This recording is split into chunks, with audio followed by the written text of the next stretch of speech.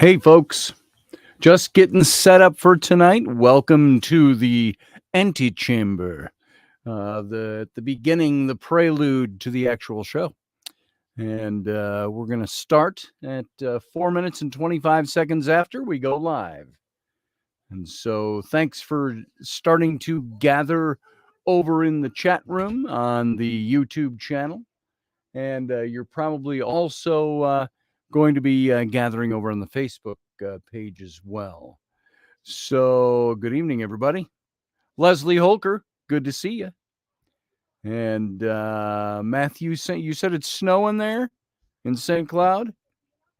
That means it's possibly headed this way, and we'll see that in an hour or two.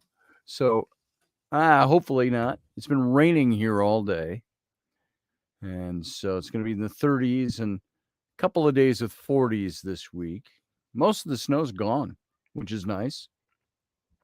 Hey, Barbie D, that's 2 nights in a row that you're here. Hey, Donna Renee Ivy, good to see you from Pensacola, Florida. Pensacola, where no human being can live. It's too humid down there. Humid, you get hurricanes. How do you people live down there and all that heat and humidity? Let's see. Field Guy, good to see you. And Sarah Yusuf, good to see you. Matthew Sainsbury, I see that you're here. Steve Clark, nice to see you. Just scrolling back through. Sarah Nichols, howdy. Good to see you here. And Roger Rabbit is out there somewhere. Good to see you as well. And I think I'm going to get this, let's get the equipment rolling. And let me get my headset in because that's the way I've got to roll here now. Got to put this in. I'm hearing music coming from somewhere, and I don't know where. Somebody has my music on again. Rainy, somebody messes with my computer when I step away. So my music was on. That'll all pick up on the microphone, by the way. Anything I can hear in the headset will go out to the radio. Oh, Flynn was down here. All right. So, yeah, we got a couple of minutes left before we roll live.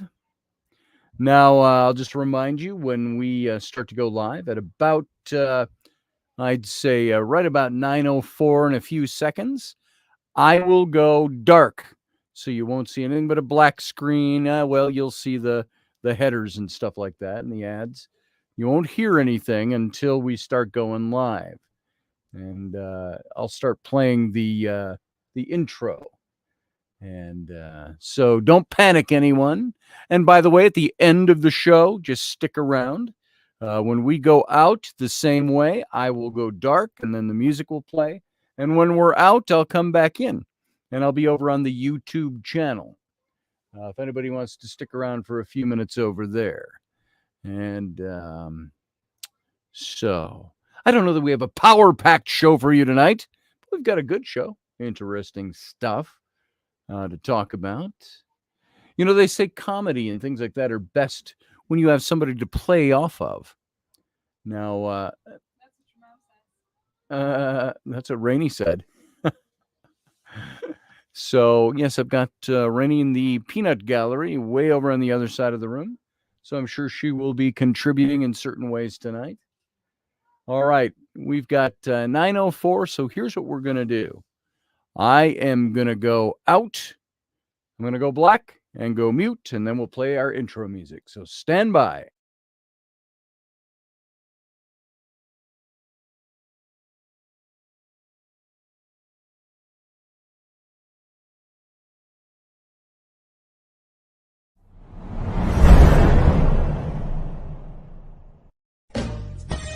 Are you looking for a really awesome and amazing graphic designer? How about an illustrator or a photographer? This is Rainey Roberts, and I wanted to tell you how you can get my designer, illustrator husband, Scotty Roberts, to work for you on your project. Do you have an awesome self-published book but no cover, or even worse, a cover that really sucks? Do you need a kick-ass logo for your company or some f***ing awesome graphic designs for your ads or website? Then get in touch with my husband for the best f***ing awesome kick-ass design and illustration. He knows his stuff and he's been at this for more years than I've been alive. Go to ScottAllenRoberts.com. That's Scott with 2 T's, ALANROBERTS.com to take a look at his online portfolio of work, or call 651-468-8115. Now go out and kick some ass with some kick-ass graphic design. Hire my dad, so he can take me to Disneyland.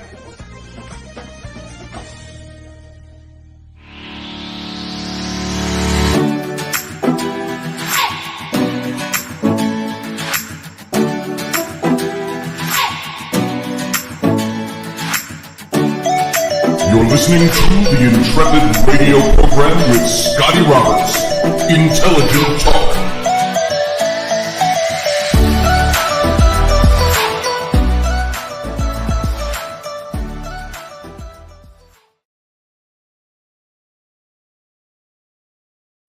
Well, happy Tuesday. It's Tuesday, not Wednesday. Happy Tuesday evening, ladies and gentlemen. Welcome to the Intrepid radio program right here on the Odyssey Radio. The Odyssey Radio. See, I'm still in the habit of saying the Odyssey Radio Network. It is now odysseyradio.com. Go on over to odysseyradio.com and find out more about what's going on over at the station, the different shows we have lined up, and the things that you can listen to and all the goodness. That's Odyssey Radio. And you can find this show playing in audio format only over on odysseyradio.com. And you can go over to the Facebook Odyssey Radio page, where you can see this show right now live and watch the video right here as you're seeing it here, and hear the audio here. And there's a chat room over on the Facebook page. And of course, you can join me over on my YouTube channel. I always say here because that's kind of where I am. That's my home for the show, so to speak, and we broadcast out to everywhere else from here. This is where the core of the Intrepid family tends to reside during each show. And so I want to thank everybody for being here, by the way. And if you're not at my YouTube channel, you can go to youtube.com Scotty Roberts. youtube.com/Scotty Roberts. So you saw, those of you watching the camera saw my arm hand signals and gesticulating. That's because down here where the studios reside, off of this studio, is one of the 3 bathrooms of the house. And there's a big shower and bathtub in there. And of course, the 7-year-old, Ellery, went to take a bath in there tonight. And so you're probably hearing her. She's screaming in there. I don't think out of horror or terror or problems, just making a lot of noise. So I had to wait for Mom. Well, I'm surprised Mom didn't hear her over there. Will you go over and check on that 7-year-old, please? What's that? Oh, yeah, Mom zoned out, she said. See, she could hear me through the door. So it wasn't an indictment. So she, yeah, says the little girl. So welcome those of you who are straggling into the chat room: Carly Sagan, David Castle, Michelle Canham McFree. She's in the chat room. Roger Rabbit, I see you're back. Barbie D, Grumpy Doug Stack, and Remeldian, I see that you made it in. I know who else is here? There's a couple of other people I saw here. Matthew's here. Other people are here. I don't know if Master Finn is here or not. So there he is, Master Finn. Good to see you. So I am not going to pay attention so much to who's coming and going in the chat room. So everybody, welcome. Thanks for being here. And folks, if you want to join a good chat family, come on over. And so what are we going to talk about tonight? There's all kinds of things. First of all, I got to tell you, yesterday, I was sitting here and I was looking at this computer. I was working during the day yesterday, broad daylight, mid to late afternoon. That's the other children upstairs screaming now. Everybody respects radio time around here, as you know. And so I need a red light that says on air, something like that. The old red lights that you put outside. When you see the red light on, we're on air. And I don't think that matters to anybody. So anyway, so I'm sitting here yesterday. I'm at my computer right here in this chair. I'm looking right here at the screen, which is set up in an angle on, I've got this about a 7-foot long desk, and it sits on one corner of the desk here at an angle. So I can see all the way to the far corner of the room over there. Rainy's straight over there. And she's got pictures on the wall and stuff, and there's a big sliding glass door way at that end of the room. And so I'm sitting here, and I'm like this, and I'm just reading something on my computer, and at eye level, just over the top of my computer, which would be about 5 feet off the ground, the floor over there, a black fuzzy, irregular looking ball, smaller than a head. And now, by the way, the street isn't out there, those windows and doors. That's all trees and stuff out there, and the big water tower, of course. And so there's no passing traffic there. And I see something about that size, black and fuzzy, move about 10, 12 feet across that side of the wall. And I'm sitting like this, and I'm reading, and it just goes whoosh. And I went, and I looked, and I didn't see anything. Now, we get all kinds of weird stuff around here that we could easily, if we were mindless enough and not reasonable people, we could pawn off on any number of supernatural bits and pieces of activity. But because we think, and we like to think our way through things sometimes, we're thinking, there's got to be something else going on here. There's probably some natural explanation for whatever that is. And we get that stuff all the time around here, every day. There's something missing. There's something, you know what? I found I was picking up quarters almost every day over the last week. And I'm thinking, where are all these quarters coming from? Every time I turned a corner down on the floor, a quarter sitting there. I put on a pair of pants, pair of like Wrangler pants with the cargo pockets and stuff. It was folded up. I don't think I've worn those but one time since we moved. I've got a few pairs of those, and I keep them stashed up on the top of the closet. And these were clean, meaning they'd gone through the laundry. And I put these pants on, and what do I find in the pocket? I find another quarter. So I'm finding quarters everywhere around the house. Is there something to that? Does that mean something? Somebody trying to give us a message? I don't know if you've had experience with finding things like that. That's interesting. Or is it just coincidence? Somewhere along the way, we've all dropped quarters around the house. I think I've gained like $1.50 in quarters in the last week, just finding quarters in places in the house where nobody seems to have seen them there before. Right on the floor in the stairway, right on the floor over by my desk, right on the floor upstairs, in a pocket of a pair of pants that's clean and hasn't been worn. Things like that. So nobody went to the laundromat. That's the thing. And so because we've got a laundromat right here in our house, we've got a washer and dryer. And if I could afford it, we'd have Chinese launderers working for us. Such a bigot I am. So racist. I don't care if they were Chinese, Zimbabwean, or from Milwaukee. Frankly, if I could afford to hire somebody to do my laundry and do my cooking and do my cleaning and stuff like that, you know what I'd be doing? I'd be paying other people to do those things, and I'd be doing fun stuff. So what else we got going on here tonight? So, I didn't even finish that. So nothing has come of that. But there have been other things. There are things that disappear, things that we just can't find anymore. Now, I have children. I've got 3 children. I was pissed about something because something was a mess earlier today. And I said to Rainey, I said, our children are all consumers, but none of them produce a damn thing around here. It's always mom and dad doing all the cleaning, all the cooking, all the laundering, all the wiping up, all the this, all the that, all the keeping the place neat and clean, and constantly telling the kids, pick up after yourself. Hey, get over here. Pick up your mess. Hey, who sat at dad's desk for the hour and a half I was gone and left all their chips and junk and food and plates? And I've gone under here where I store artwork over the top of the file cabinet, between the bottom of the desk and the top of the file cabinet.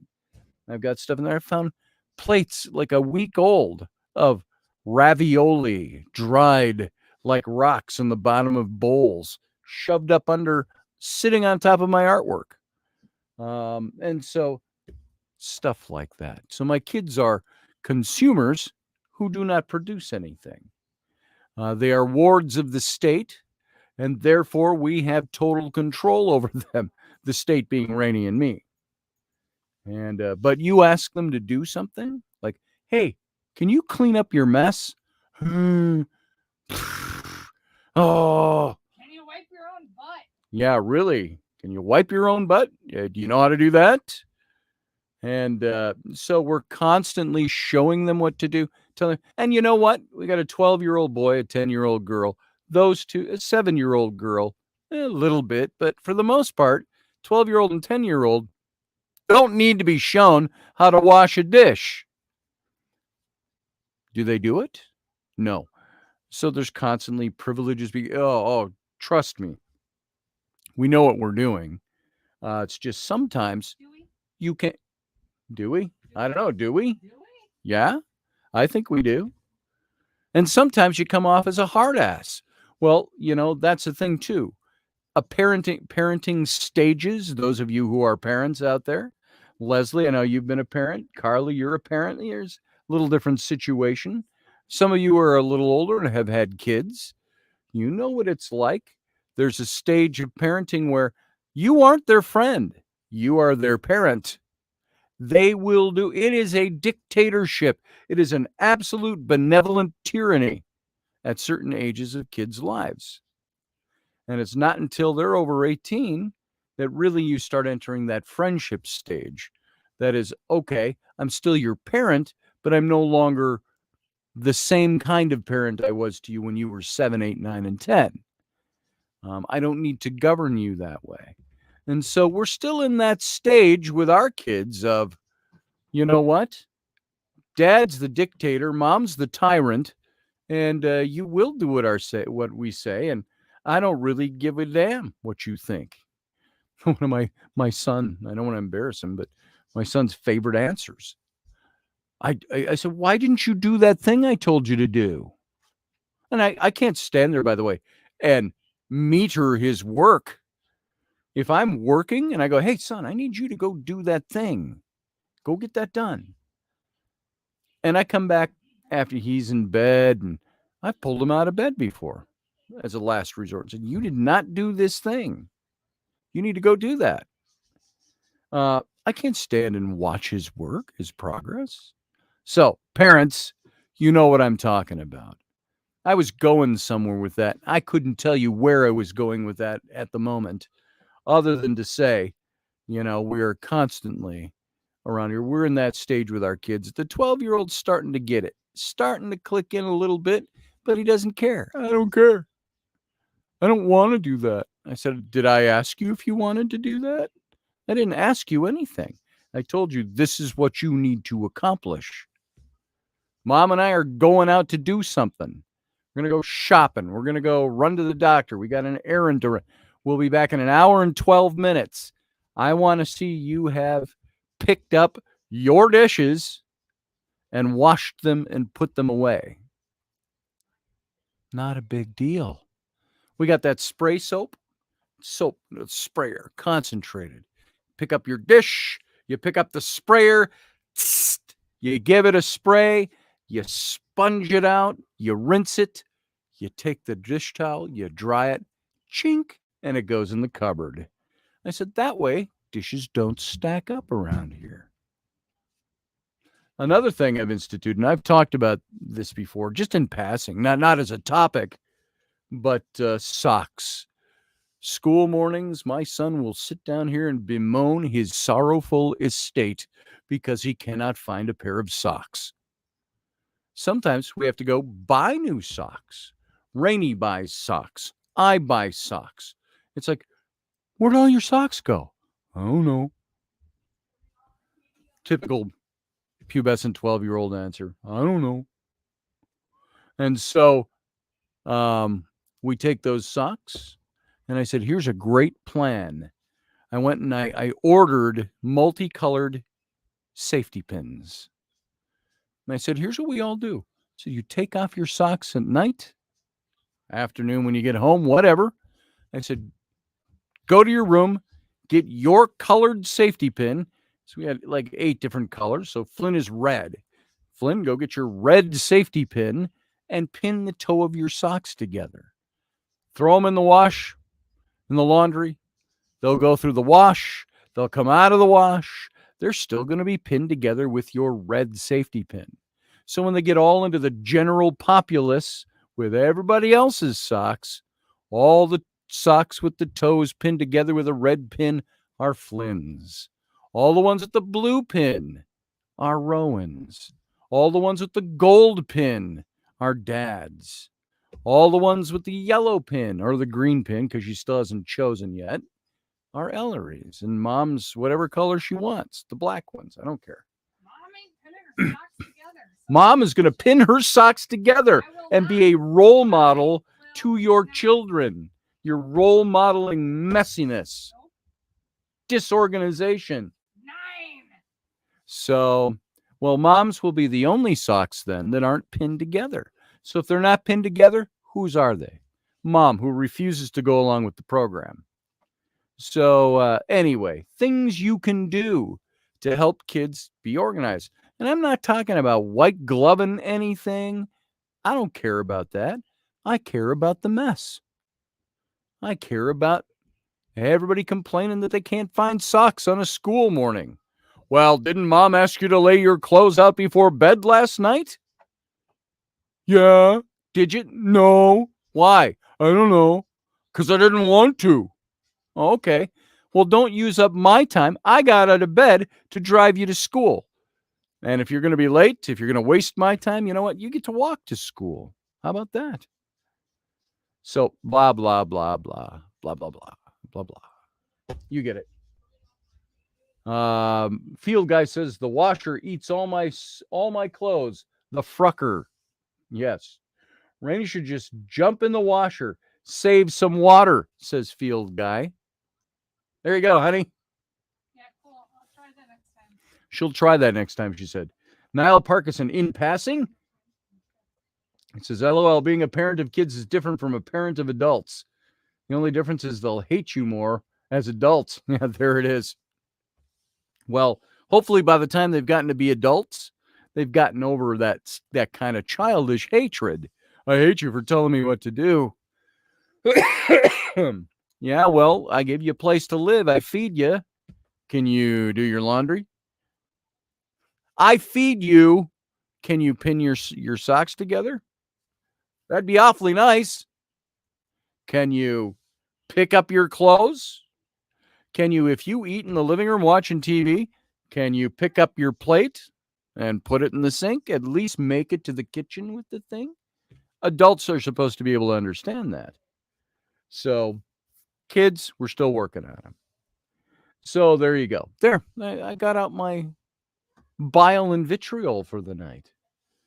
You know, sometimes Rainey and I, we wander into the room together and she's like, I hate children. And I'm like, I do too. Let's get rid of them. And so, yeah, that's the way it works. But then there's the flip side. We like to read to them and stuff. And Mom yells at Ellery, and Ellery gets all sad because Mom's yelling at her about doing something. And Mom's later like, I'm so sorry I yelled at you that way. You need to do what I say, but I didn't have to yell at you like that. And so, you know, that's the way we are with our kids too. It's not like we don't want to lessen the impact, but we want you to know if we're yelling at you, it's not because we don't like you.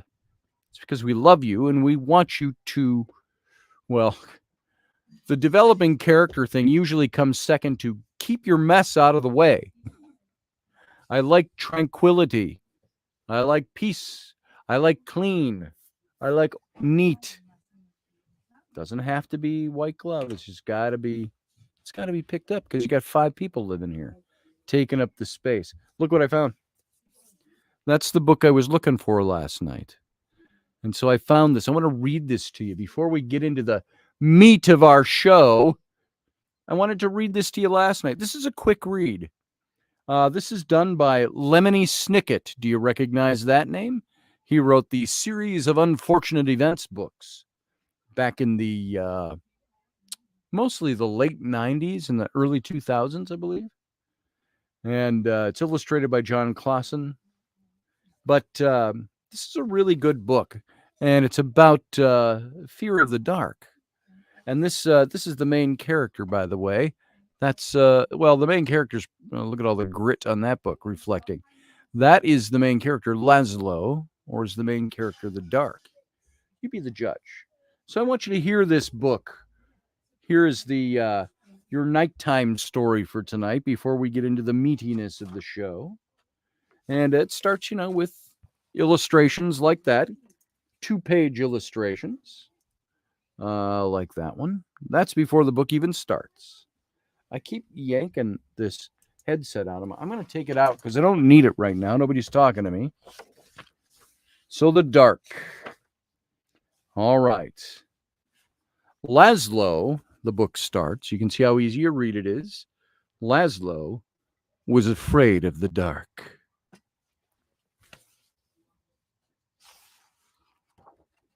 Next page, if I can turn the page.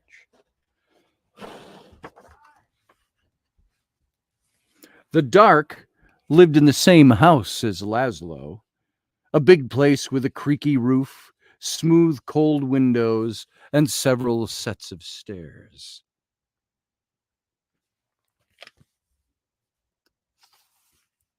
Sometimes the dark hid in the closet. Sometimes it sat behind the shower curtain.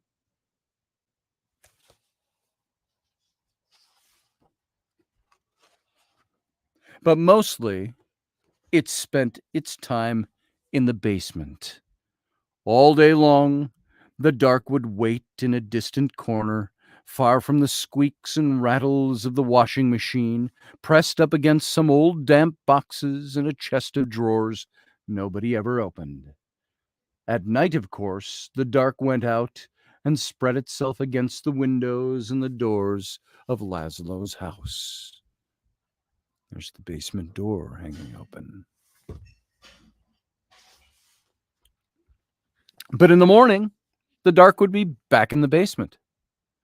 Where it belonged, Laszlo would peek at the dark every morning.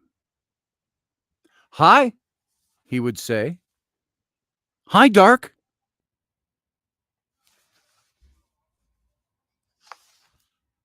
Laszlo thought that if he visited the dark in the dark's room, maybe the dark wouldn't come visit him in his room.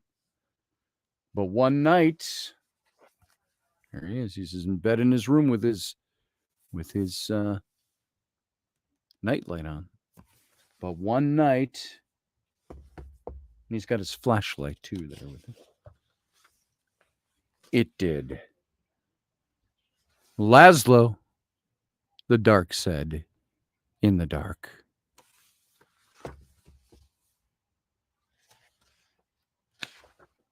The voice of the dark was as creaky as the roof of the house, and as smooth and cold as the windows.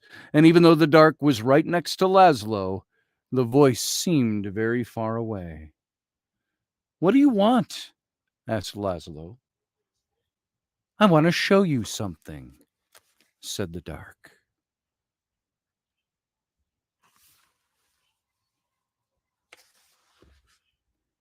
"In here?" "No," said the dark.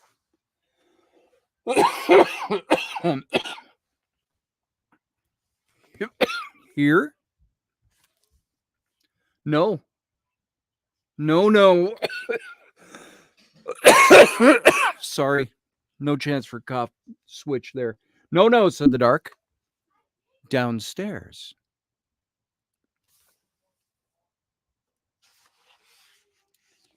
Downstairs?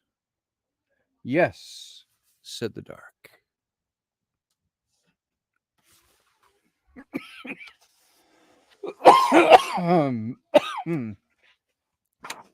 That's that chest cold that's still going on. In Laszlo's living room was the biggest window in the house. Laszlo looked out at all the dark outside. Above him, the roof creaked, and he closed his eyes. Now the dark was all Laszlo could see. No, said the dark again. Not there. Down here.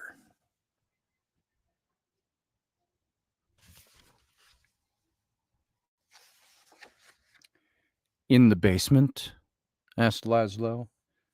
Yes, said the dark. Laszlo had never dared come down to the dark's room at night. Come closer, said the dark.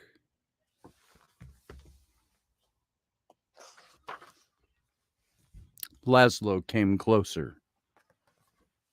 Even closer, said the dark.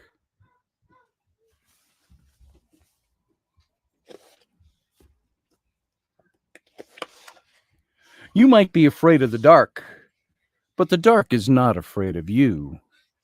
That's why the dark is always close by.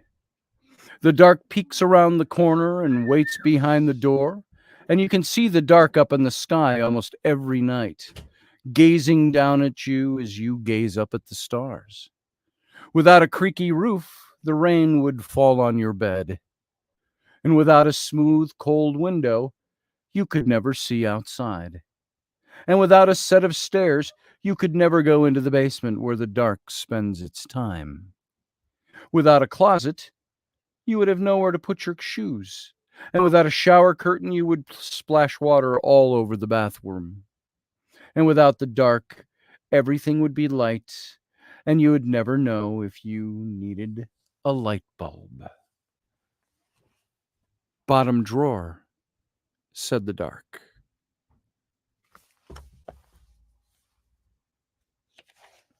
What? Bottom drawer, said the dark. Open the bottom drawer. Thank you, said Laszlo. You're welcome, said the dark.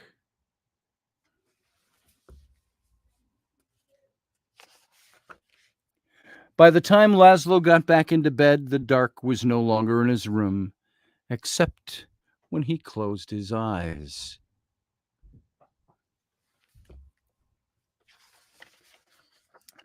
The next morning, Laszlo visited the dark in the basement. Hi, he said. Hi, dark. The dark didn't answer. But the bottom drawer was still open, so it looked like something in the corner was smiling.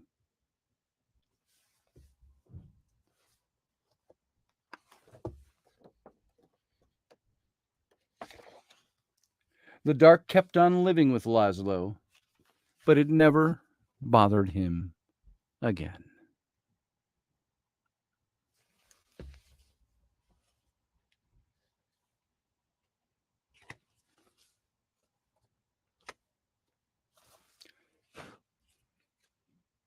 Well, oh, there it is.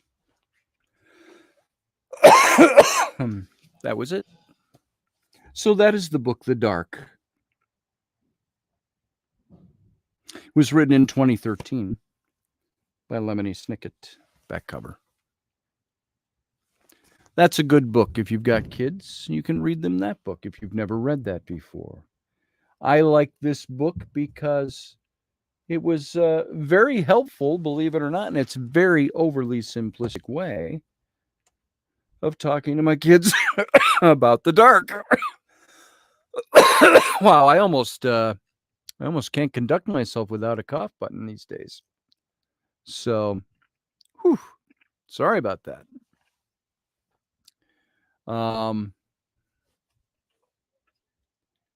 Let's see. I was just looking to see some comments over there. So that's a good book. If you want to get a good book to read for your kids, there it is. Now, I had a drink down here and I left it somewhere else just to wet my throat. My throat is, I got nothing going on. It's just dry and so dry that it tickles and makes me cough. So pardon me for that. You're just going to have to excuse it while it's going on. Hopefully, this will all be gone within a few days, and I won't even have the cough anymore. So it's a pain in the butt right now. So my apologies to everybody.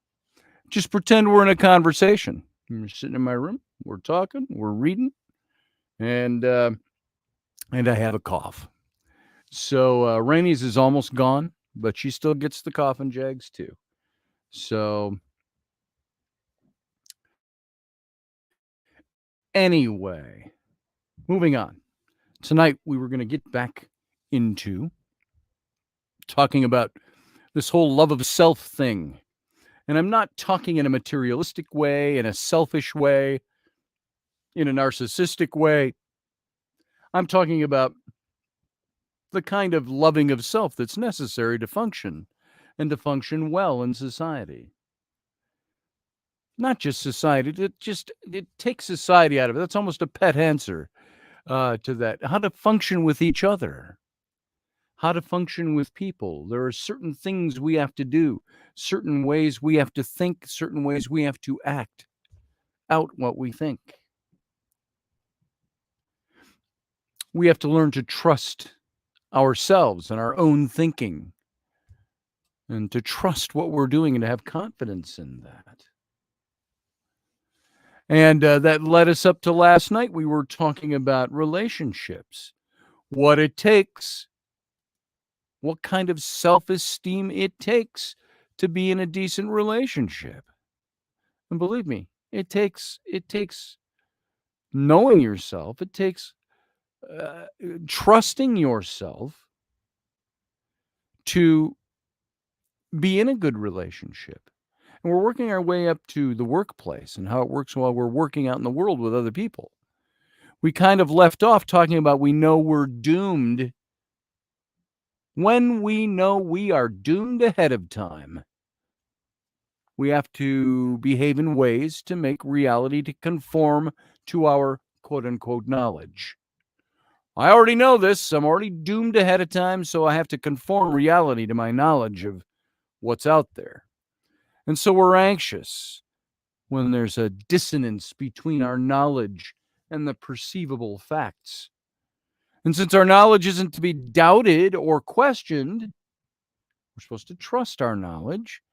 It's the facts that have to be altered. Hence, self-sabotage occurs. And this was the illustration we left off on last night.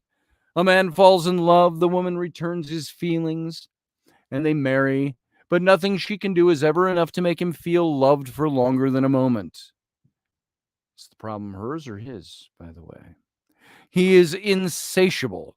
However, she is so committed to him that she perseveres. When at last she convinces him that she really loves him and that he's no longer able to doubt it, he begins to wonder whether he set his standards too low.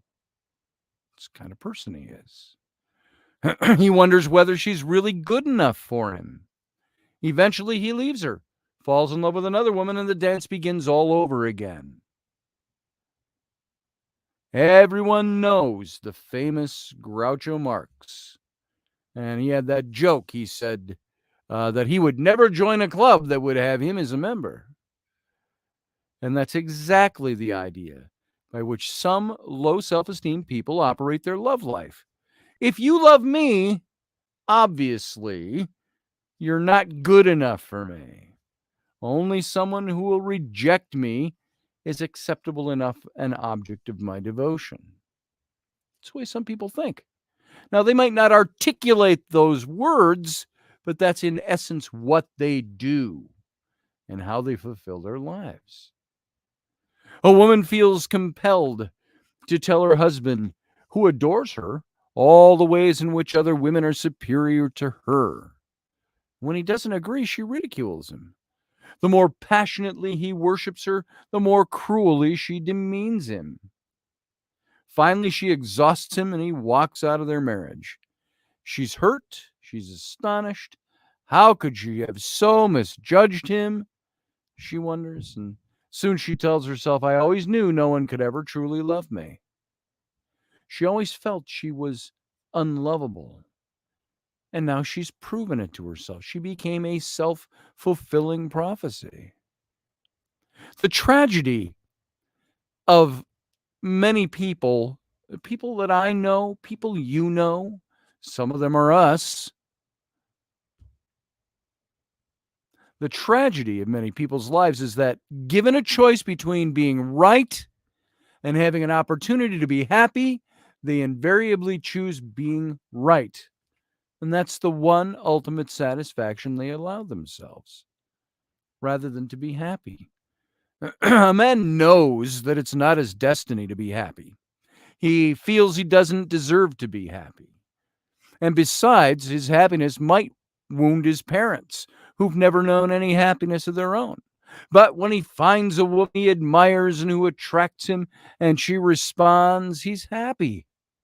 And for a while, he forgets that romantic fulfillment is not his story, not his life script. And surrendering to his joy, he temporarily forgets that it does violence to his self-concept and thus makes him feel out of alignment with reality. So eventually, however, the joy triggers anxiety. I shouldn't be this happy. What's the matter with me? As it would have to for one who feels so maligned, misaligned with the way things really are. And so to reduce his anxiety, he has to reduce his joy. So guided unconsciously by the deepest logic of his self-concept, he begins to destroy the relationship. Now, by the way, these examples, these are all things that people do. These aren't just hypotheticals. These are things that maybe you've done some of these. Maybe I've done some of those. I used to have much more insecure days in my life. A lot less self-esteem, you might say, or confidence. Niall says, and Niall, I've seen you say this before. He says, there's no such concept as happiness, merely a need to belong to a group. Well, what is happiness then? Is happiness a manufacture, or is happiness an outcome? A need to belong to a group or another person or a thing, or to feel special. Why is not happiness a real thing? I think, and Niall, I would have to disagree with you respectfully. I think happiness is a real thing. It's happiness. You can align that with contentment. You can align that maybe a deeper kind of happiness is joy, pure joy. You can be happy. I've had times I'm very happy. I've had times I've been very unhappy. And my unhappiness is usually due to the fact that I've let externals govern my happiness. I'm a happy person now. It's not because I belong to something. It's because I know who I am. I know what I want. I know what makes me content. So could I become unhappy? Sure. There are things that could happen that would make me unhappy. But you know what I do? I always say there is nothing that can happen in my life that will ever lead me to not want to be happy in it. So while you may suffer temporal unhappiness, I would suffer temporal unhappiness in certain situations. That doesn't mean I do not seek happiness somewhere else by fulfilling something else for myself, trusting who I am. Maybe that's a whole nother topic. We could talk about happiness. What's happiness really? I don't need to belong to a group, says Leslie. I just want mutual respect and love from those that matter in my life. It's a two-way street. That's very true. Roger Rabbit. I find happiness and I'm happy while completely alone. No need for a group. Me, myself, and I go out on a golf course and I'm in heaven. No need for others. And by the way, I think that there is a distinct difference between happiness and fulfilled joy. I think those are completely different things. The old saying, money doesn't buy happiness. Hell, it doesn't. Money could buy me a whole hell of a lot of happiness. You know how I know this? Because the lack of money can buy me a whole hell of unhappiness. But even with the happy side of that, does it give me lasting joy, fulfillment, the things that I need to live a happy life? Temporal happiness versus joy or inner happiness. I think there's a big difference in those things. And I say that respectfully now when I disagree with you. But that's okay. We'll talk about that more. We'll bring that up as a topic all on its own. So eventually, joy triggers anxiety in this. He surrenders to his joy. He temporarily forgets that it does violence to his self-concept and thus makes him feel out of alignment with reality. And the joy triggers anxiety as it would have for one who feels misaligned with the way things really are in his view of the world. And so to reduce his anxiety, he has to reduce his joy, and he destroys the relationship.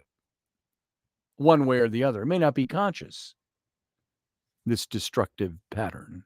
So once again, we observe that the basic pattern of self-destruction is this. If I know my fate is to be unhappy, I must not allow reality to confuse me with happiness. It's not I who must adjust to reality, but reality that must adjust to me and my knowledge of the way things are and are meant to be. And not picking on you in any way, shape, or form, but I can say my reality is I don't believe there's such a thing as happiness. And so we make reality bend to meet our expectation of it or our knowledge of how we believe it works. And so we never end up with it.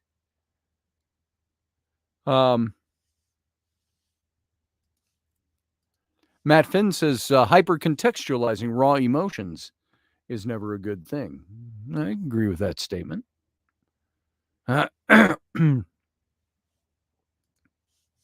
So,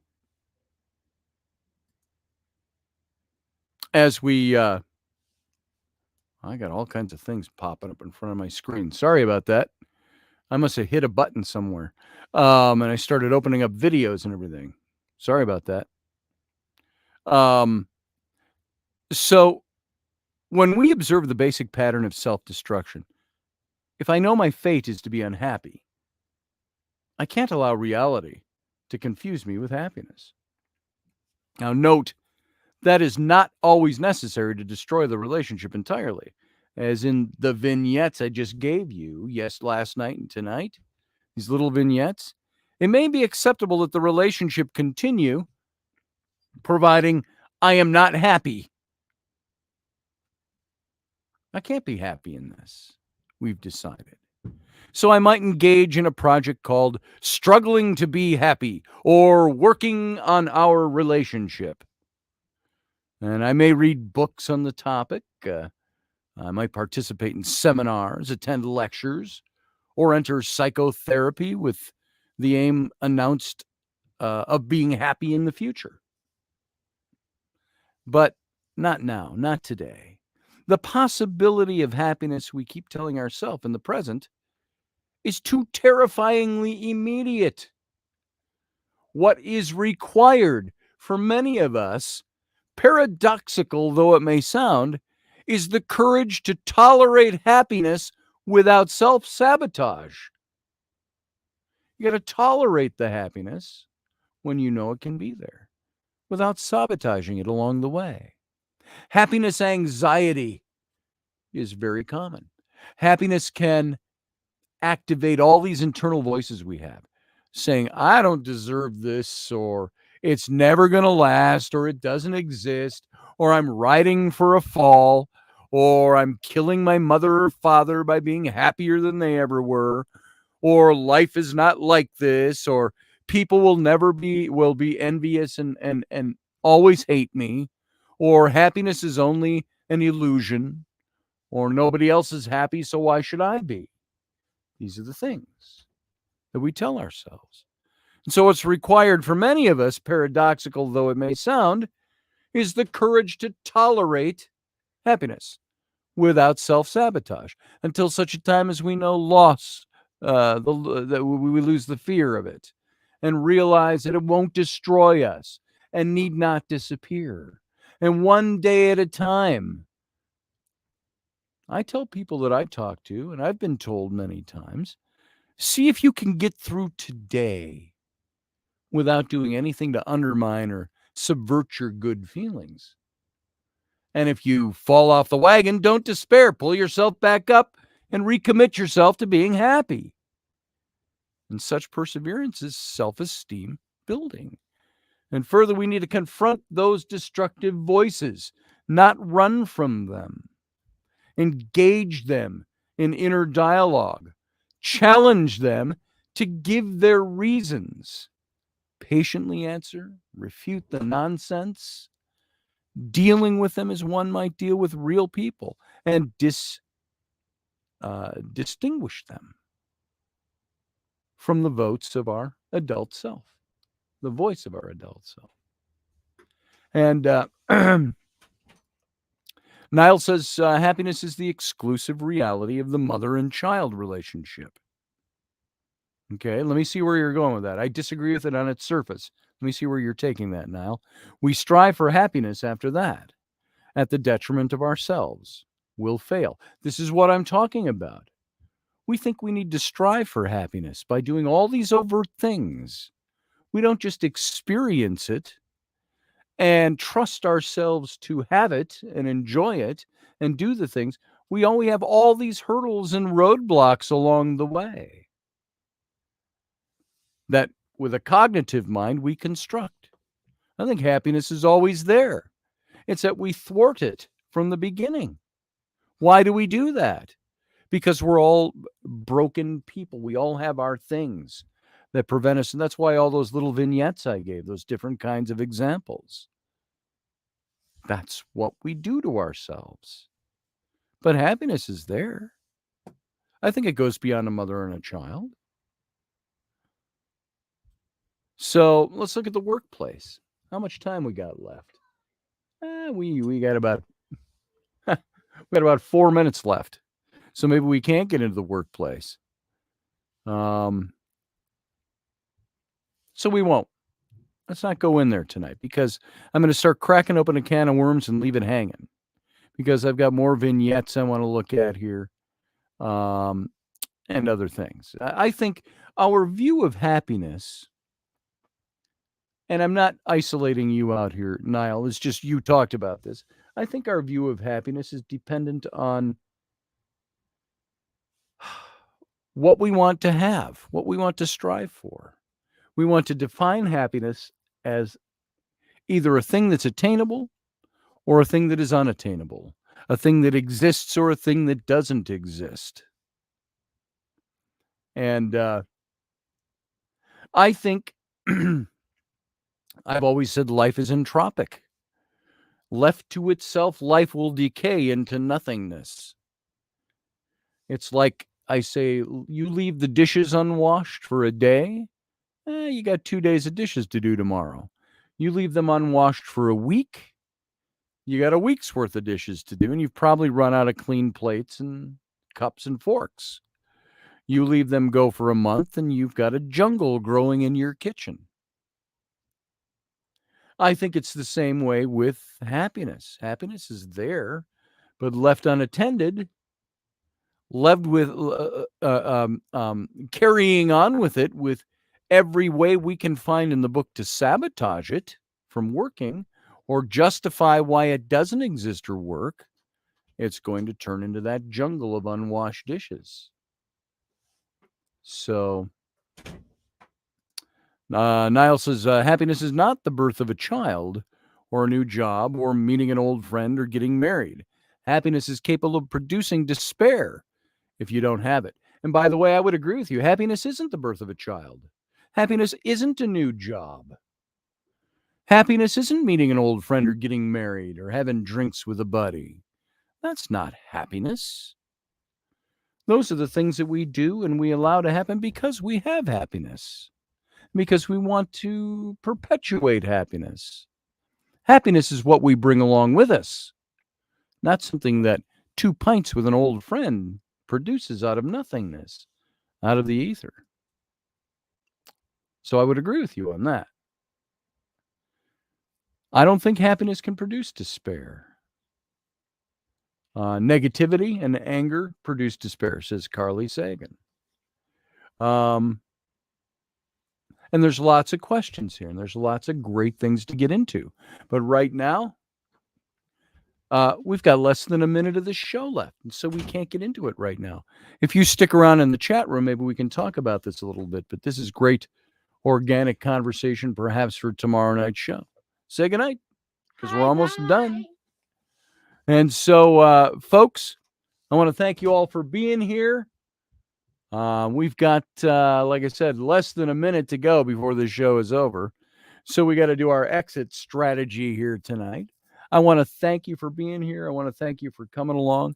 Thank you for your input into the show tonight. We'll have more of this tomorrow night, a little bit after. If you want to stick around in the YouTube, we'll be back in a few minutes. I got to go let this show go for the evening.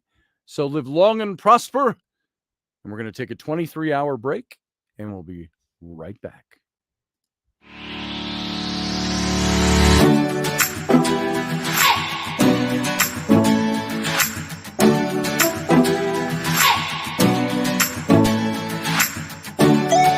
You're listening to the Intrepid radio program with Scotty Roberts. Intelligent talk.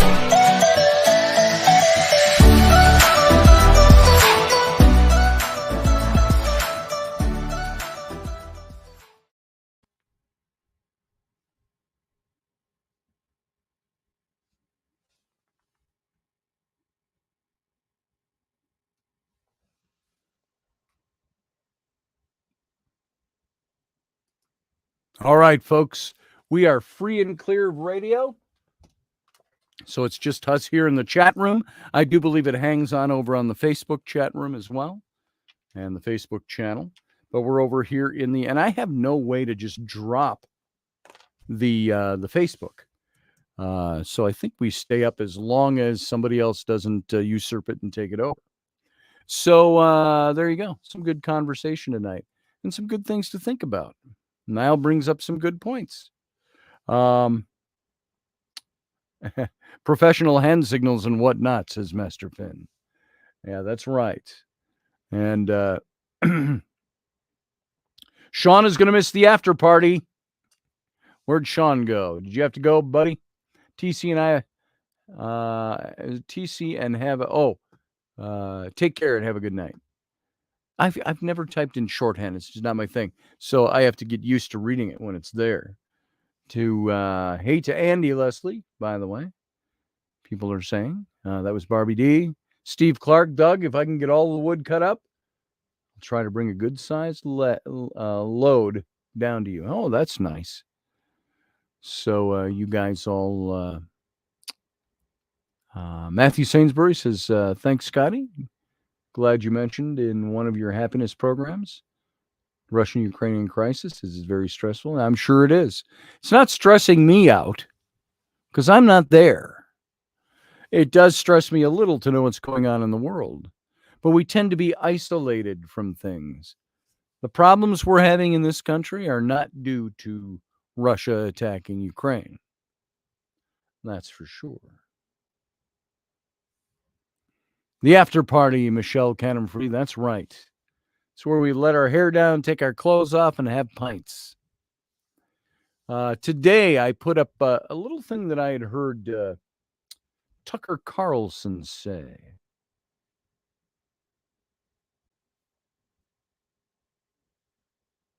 Oh, okay. I was looking at somebody, Leslie was giving me some stuff privately to help with the gunk in my chest right now. So Tucker Carlson said this, and I think he's spot on with this. He said, The tech monopolies now exert a level of control over American public opinion that has no precedent in all of human history. The medieval church had less command over people's emotions than Facebook and Twitter and Google now do. For the past 2 years, you've watched these companies define who you must hate. And no population has ever been more skillfully manipulated than our population is being manipulated right now. And this is the truth in America. So you tie that into what's going on into Russia and Ukraine. It's already been dictated to us by big tech who we're supposed to hate, whose flag you should put over your face on your Facebook page, things like that. So this is a problem. To me, that's not politics. That's just current events. That's the world, the way the world's working right now. So, can we get back to happiness, says Niall. I thought you said we couldn't get happiness. We just ended the show. We had to go out and end the show and talk about a couple of things. I'm happy to be here. I'm happy that I can breathe. I'm happy that I'm alive. Those are not aspects of happiness, but those are happiness. Those are things that produce happiness for you. So, Niall, what gives you happiness? What do you think happiness is? If it's nothing external, nothing that we can do, I'm happy to be alive. That's happiness. Things like that.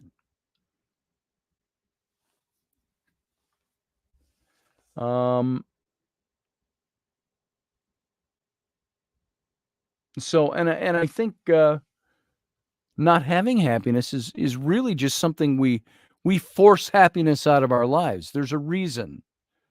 I'm not here to psychoanalyze Niall or anybody else, but I would say the reasons he might say I have happiness are I have my reasons to look at Niall and say maybe there's reasons you don't experience that and you believe that.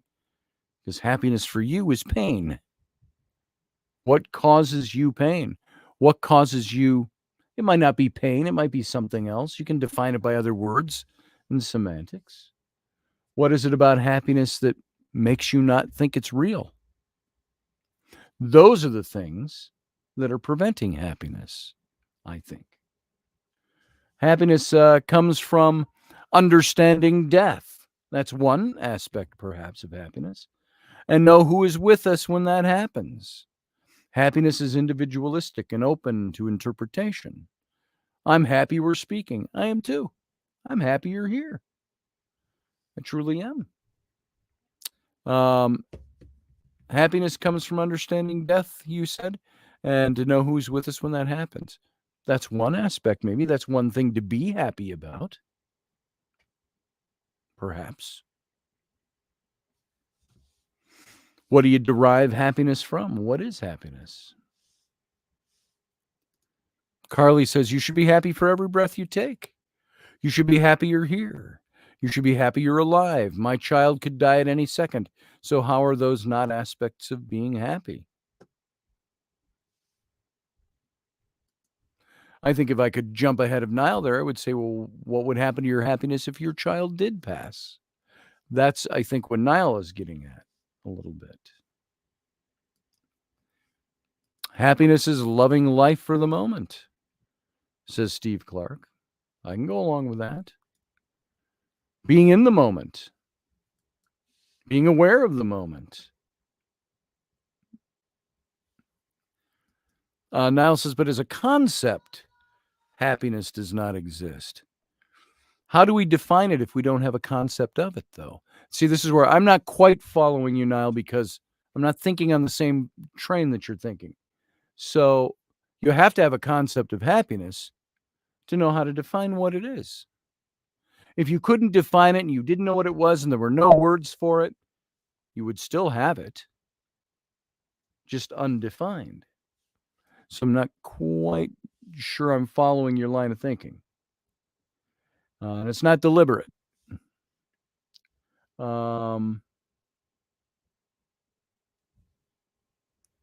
I think happiness is there for the taking, for the possessing, for the having, not to be possessive of it, but you can have happiness because it's there. Leslie says, when your child is taken from you without warning, they take a part of you with them. And yes, much of your happiness. But there still is things in your life that give you happiness, says Leslie. Yeah, I would agree. What does Sarah say here? You could think of happiness as a learned behavior derived from a certain set of neurochemicals. Well, then you could describe love that way too. You could describe anything from neurochemical reactions. And if that's where our emotions come from, is the spark of life neurochemical? Does that come because of our neurochemical makeup? I think to a certain extent, that's how we understand how it works. I think neurochemical function are the things that are observable as we experience those things. I don't think they cause those things. Of course, if you're brain dead, you're not going to feel any of those things.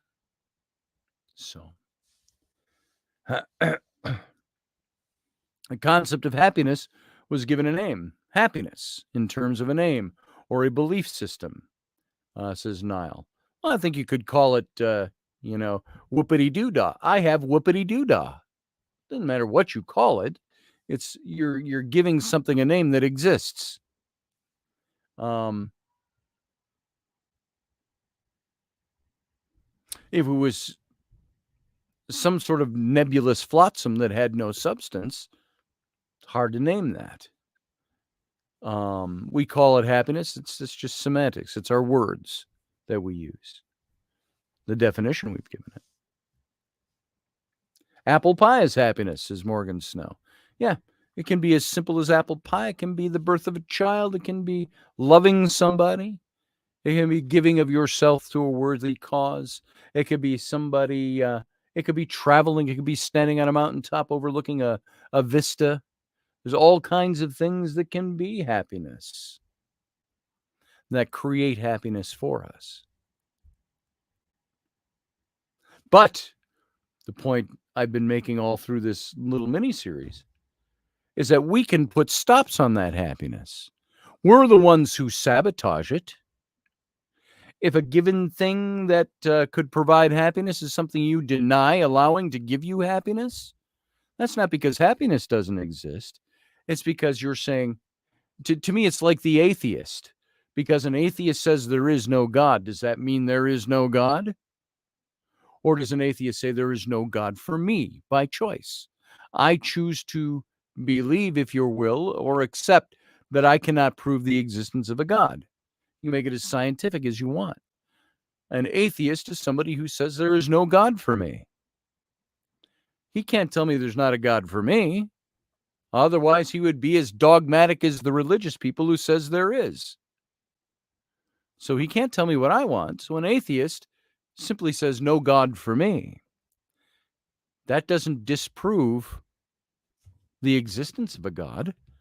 It proves to me that that's a person who says, I don't want a God in my life. And I think we can extrapolate that same type of thinking to happiness.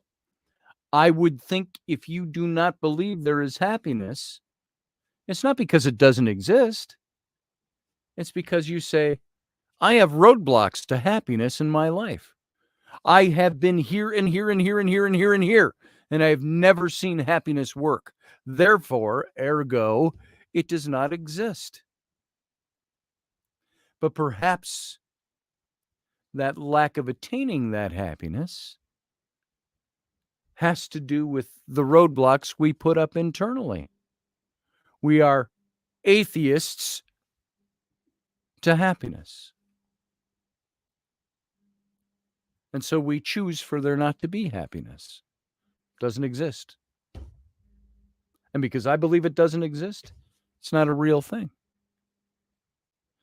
And yet we will maintain those roadblocks that we have put up, those brick walls that we build, those excuses we use, those hurts and pains that we salve with the belief that there is no such thing as being happy, because there's no happiness for me. I think that's what we do. And that's probably a really good example. The atheism example is probably as clean-cut an example as you're going to get about that. And that's where I would differ with you on that belief system. Niall says, I'm happy because I presume the absence of happiness. That makes me happy. Well, that's really then, but see, that works against each other. You can't say I'm happiness in the absence of happiness. Happiness doesn't exist, and that's where my happiness comes from. That makes me happy with that. Either way, it's individualistic in mood. Well, that's it. That's my point. It's an individual thing. It's what we bring to the table that will define whether we allow happiness to exist in our lives or not exist, or believe in general that it exists or doesn't exist. That happens to us when we've got reasons for not believing that it exists. And if we nurture those reasons for not, it's the same thing the other way around. If we have happiness and we nurture the things that make happiness for us, we're going to believe happiness exists because we're going to be happy people. And so the opposite is also true. No, I don't believe that, Doug Stack. Don't do that. I don't believe that at all. I think Niall likes to dig to the deep parts of a thing. And that's okay. We all do. He brings up a good point, because there are people out there who believe there's no such thing as happiness. I just happen to disagree. That's okay. And Niall says, my main problem with happiness is how closely it's related to death, and how so few get that. I don't know. I know a lot of people who are dying that are happy because they have a hope, something they believe exists beyond that. I don't want to die, but there might be a day where I'm going, I know I'm dying and I'm happy. Or the people that are left behind. I had an old friend lost their mother earlier this week. And I said, sometimes I'm at a loss for words for people. But I know this person is a believer, a Christian believer. And I said, it does say in the New Testament, the writings of Paul, whether you agree with him or not, he said, we sorrow not as they who have no hope. And the way we always learned that passage was, it's not that we don't sorrow, it's that we don't sorrow with the same lack of hope that somebody has that has no hope.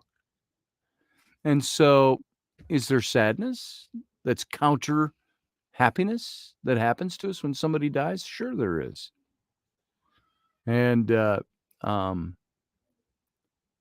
but there's overall happiness that's left from the memories you've had with that person, from perhaps believing that you're going to see that person again, whatever might be the thing that carries you through. But then there's also, at times, some of us, we have that utter loss. That person is gone and we will never see them again and never know them again. We don't know for sure what goes on. So, is happiness lost? Is happiness linked to death? Not solely. I don't think the only way to define happiness is by death. So, happiness comes in other ways. Do you have things that make you happy? Yeah. What makes you happy? TikTok. TikTok? I'm serious, though. I don't know. You don't know? Maybe You don't know what makes you happy? Maybe you getting me a rat. Yeah, but that goes. You were happy when I got you the bird. Did that go away? Now you No. need to fill it with something else? Well, the That's bird's still there. temporary. I stepped on a push pin and it went all the way in my foot. That's not happy. Look at. Yeah, can you show me when we're done with doing this? Fine. There we go. It's not that it's not important. It's that if you're not bleeding and you don't need my help and mom's up there where it happened, I think you're okay. getting surgery I know. in these many hours. I know. She has surgery on her ears in the morning.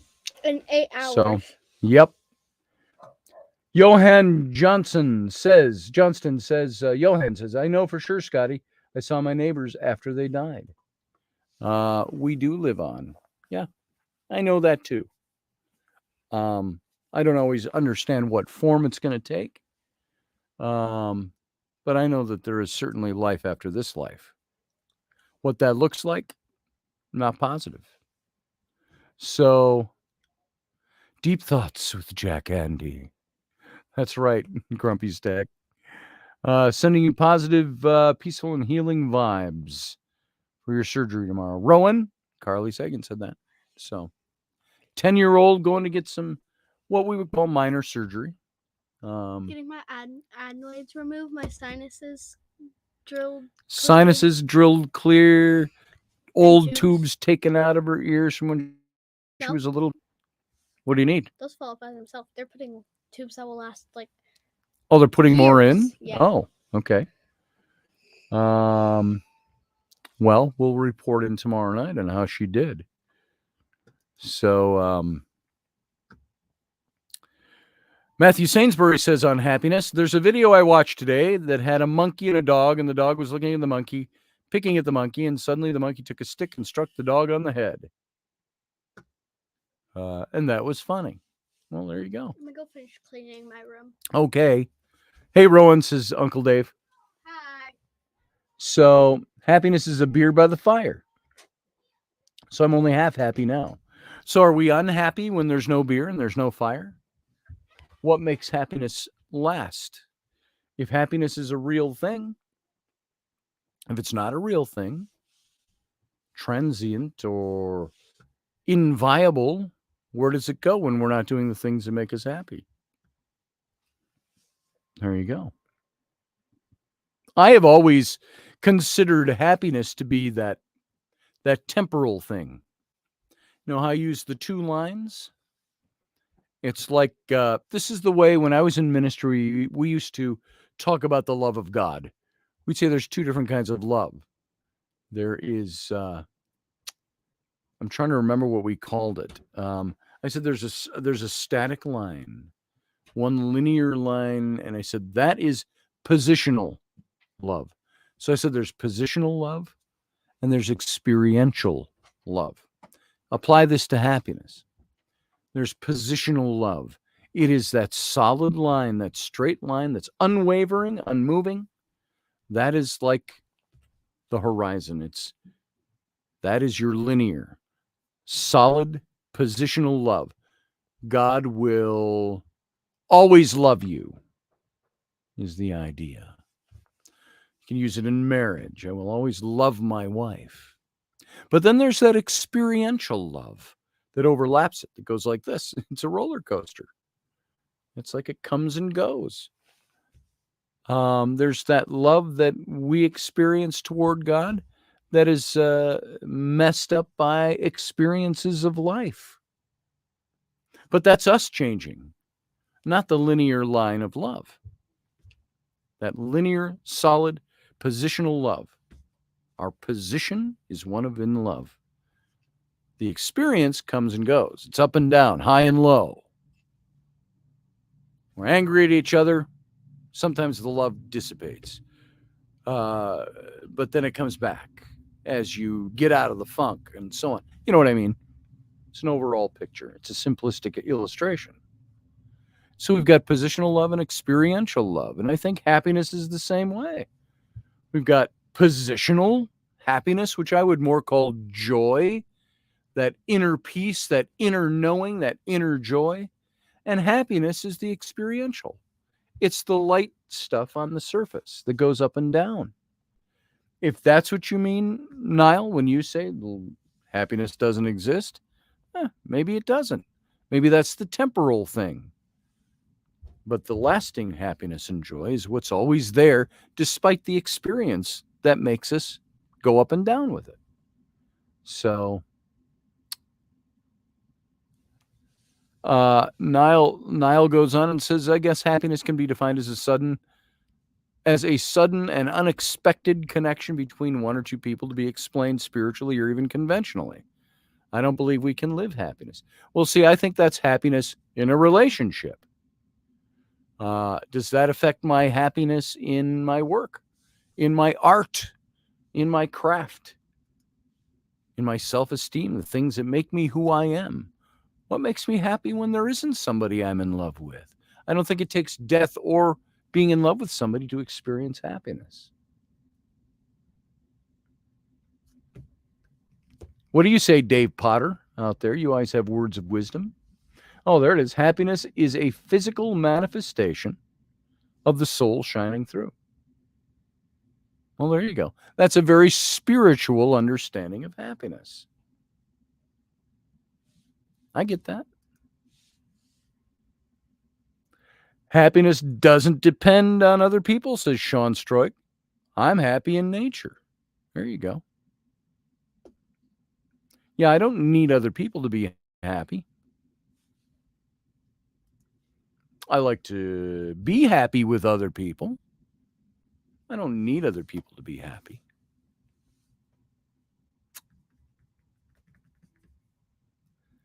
What did Doug say that made Carly say snap? I missed something. I just got a bottle of white Hennessy from my friends who just came back from a cruise. How nice is that, Grumpy Stack? Bottle of Hennessy.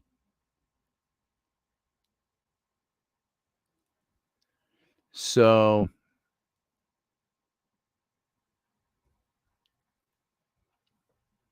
Doug asked the question, if happiness doesn't exist, what about love or hate? Do those things exist? Well, I happen to think they all exist. So my answer would be yes. Okay, next question, Doug. You solved that for you.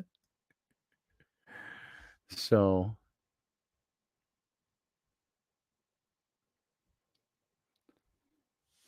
just looking at your comments. Happiness comes from within, says Carly Sagan. It's not external or have to do with connection with another person. That's very true. It's what you bring to the table. Happiness exists because it comes from me and you and you and you and you and you.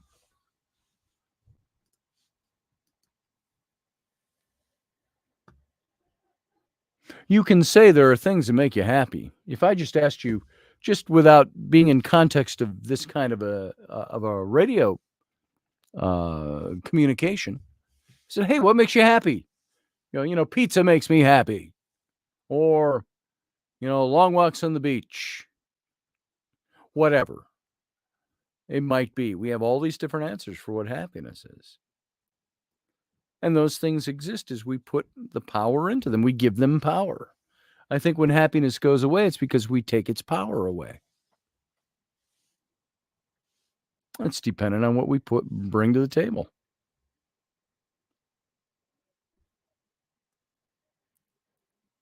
Let's see.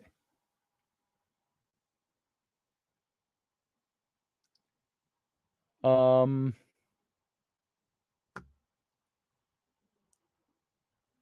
did I miss? Maybe happiness, Niall says, is the feeling of being saved from oneself. I doubt it. It's always a weak word. Well, but see, that's a given situation. You're naming a specific thing. Happiness is the feeling of being saved from oneself. Well, what if you don't need saving from yourself? Can you still have happiness? So these are all conjectures. We're throwing all kinds of shit at the wall to see what sticks with that. I think happiness is a real thing. And it's what we do with it. It's how we trust ourselves. It's how we build ourselves that make happiness work or not.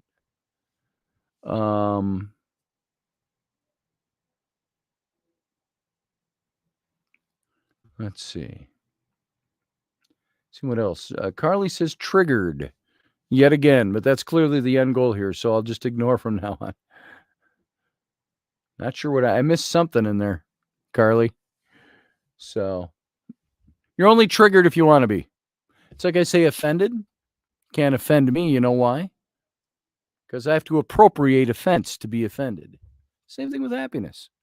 We appropriate happiness. There's nothing you or anybody else can say that will take that away from me.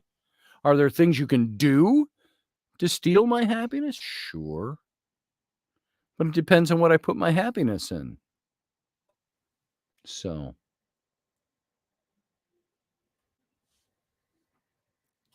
let's see. I haven't seen anybody fighting in here. So, am I missing something? Steve says positive and negative fights again. Time for me to sit back, sip some moonshine. I just see conversation. I don't know. Why would anybody get their undies in a bundle over talking about happiness? Don't nobody be triggered about nothing. We're just talking. So,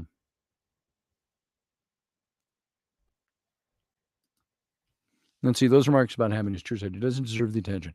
Everything, I will disagree with you, Carly, only because everything deserves attention. We don't learn how to deal with things in life and with each other by closing things off and shutting it down. Talk about them. I think this is what goes wrong in lots of marriages and relationships.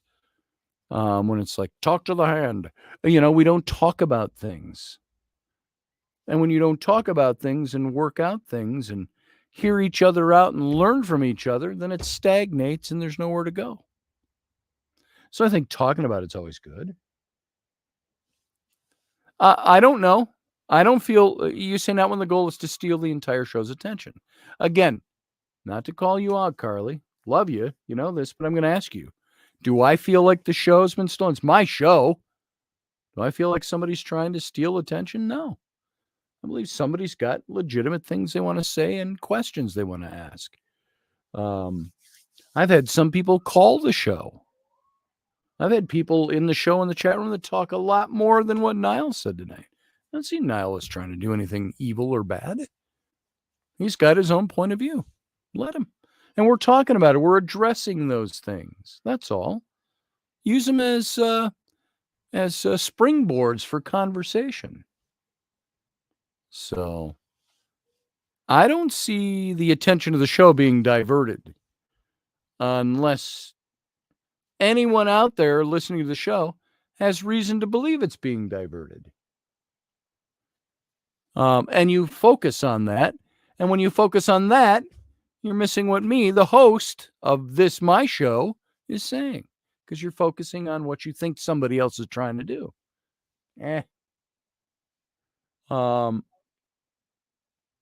Yeah, Niall, like Niall says, I'm just talking about the essence of happiness, philosophy, and that's all. And I think that's an okay thing to talk about. There is an essence. There is a philosophy to it. And we can all click into that and put our 2 cents worth in. That's why this forum exists. So,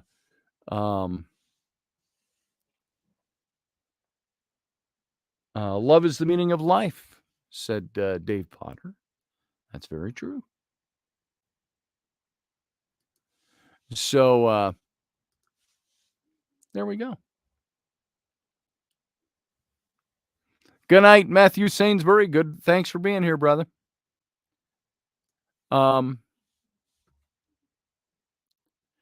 See, and I don't see it that way, Steve. Rely on me on this, Steve Clark. You say it's the way everything's being worded. That's what I don't see anything being worded poorly. I see this is the way, like the way Niall and I are talking to each other in this. It's the way we sit and talk around the campfire. When I have Dave Potter over, we sit and talk like this all the time. I think it's a way to sound things out. And maybe, and Niall, plug your ears because I'm going to talk about you for a second. If you think he's doing something wrong, have you ever stopped to think that maybe this is his way to reach out? He's giving all of his arguments about something, and he wants to know what you all think.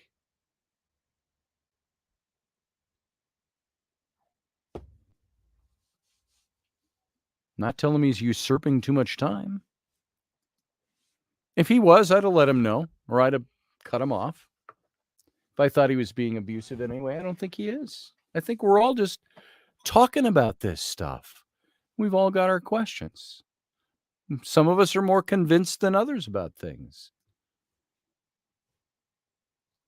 So, Carly says, I was offended because I have a child whose life can be taken at any moment. So those of you unhappiness made no sense to me. But see, Carly, my way of thinking, that shouldn't offend you. That should give you the open door to talk about what gives you happiness, what makes you happy, and why it makes you happy. I don't think Niall or anybody was trying to steal your happiness away. Nobody can take what doesn't belong to them. I take that back. People take what doesn't belong to them all the time. Nobody can take something like happiness away unless you give it away. It's like I say, when I talk about being offended, I say, I can't be offended. You know why? Because I have to appropriate the offense in order for it to offend me. It's like the old Doc Holliday quote I saw. Sir, if I am to be offended by you, I must first respect what you have to say. It's something like, there was a paraphrase of that. And the idea is that what if Niall or anybody in this room said something you don't like? So what? This is what I'm talking about with self-esteem. When you trust yourself and what you believe, it doesn't matter what the other person says. I've grown to that point in my life, Carly, and then everybody else, where I don't give a goddamn what somebody says about what I think. So, I'm convinced in what I believe. The only time I get offended by it or rankled by it is if I'm not really that convinced about what I say I believe. Then it makes me question myself.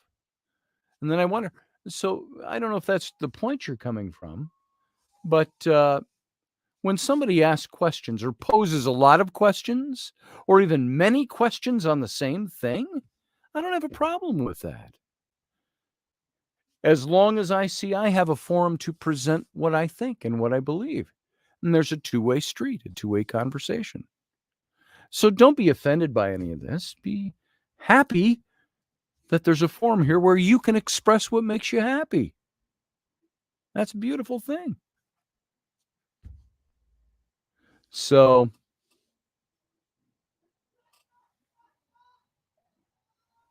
sometimes debates don't go anywhere. And frankly, we haven't been at this long enough and had enough interpersonal reactions and interplay in this chat room. 2, 3, 4 comments back and forth between people hardly constitute the makings of being determined that this is a bad conversation or determined it's a good one. Nobody was being attacked here. People were presenting points of view. And that's a cool thing. That's all right. And I think if it gets out of hand, I'd say, okay, let's stop for now. And it's out of hand because I think some people are offended by things they don't have to be offended by. I'm going to tell you all something right now. Stop appropriating offense. You're only offended because you think you're offended. You're only offended when you believe that you're being challenged in your thinking. You're only offended when you appropriate something as offense. If you looked at me and said, yeah, what do you know, you fat old white guy? Could I be offended at that? Sure. But you know why it doesn't offend me? I'm like, so? That doesn't make any difference to me, what you think of me, of my weight or the color of my hair or skin or my age. None of those things matter to my argument. So if you want to make them part of your argument, go right ahead. But you're not going to offend me with that stuff. That's trivial stuff. Who cares? Who gives a rat's ass? Let's get to the meat of the argument. Clear all that away. So I'm not offended by anything like that because I don't need to be. I don't appropriate it. I do not take it on. It's not my baggage. If somebody says something like that to offend me, it's their baggage, not mine.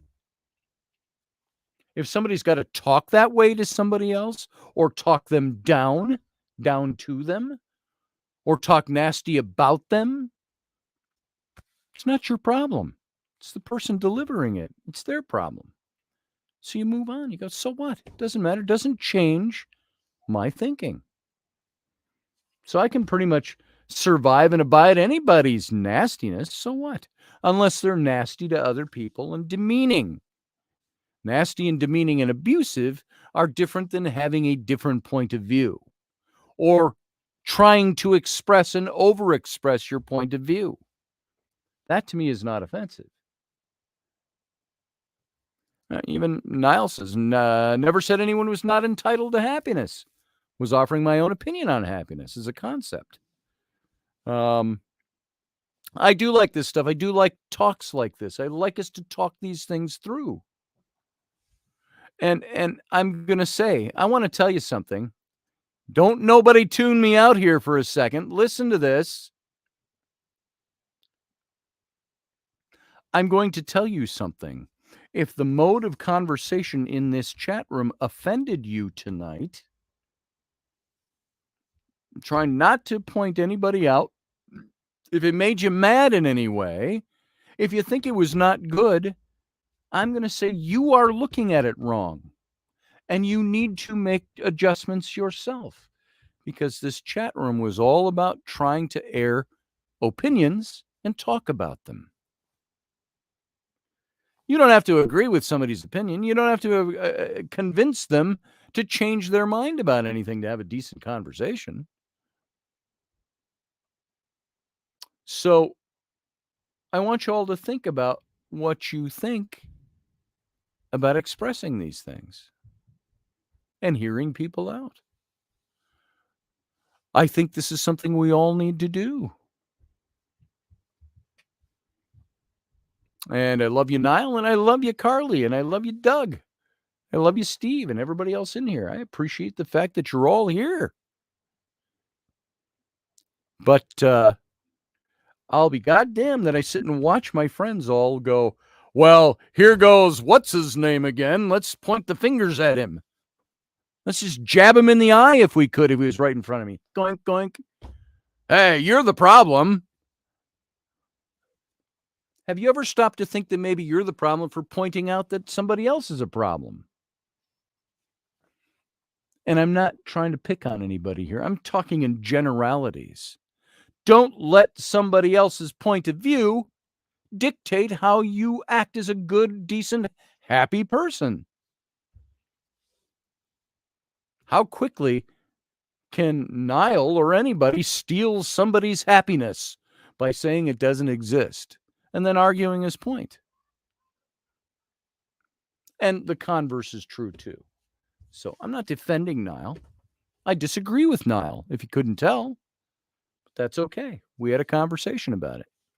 And his questioning the way he did prompts me to think of why I think the way I think. So it's okay. If negativity to our belief system does not prompt us to think about it and express it better, then there's something wrong with our belief system. If it can't withstand a little chat room scrutiny, we've got to be better people. That's why I do these shows. Be better people in every way, about everything. That's for all of us. It's for me included. So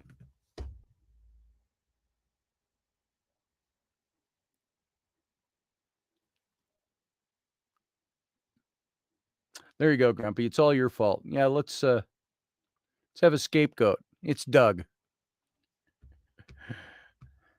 No, there's no fault and foul.